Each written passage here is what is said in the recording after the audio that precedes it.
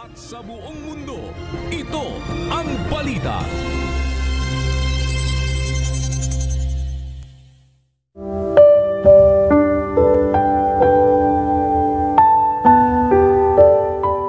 Ang anghel ng Panginoon ay humahantong sa buong palibot ng nangatatakot sa Kanya at ipinagsasanggalang sila. Awit 34:7.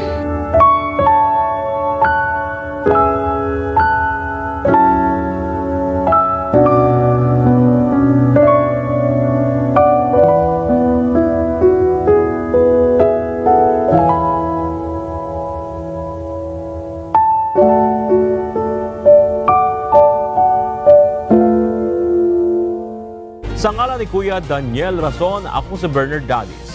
At dito sa UNTV, Diyos ang aming sandigan, serbisyo publiko ang aming pinahalagahan.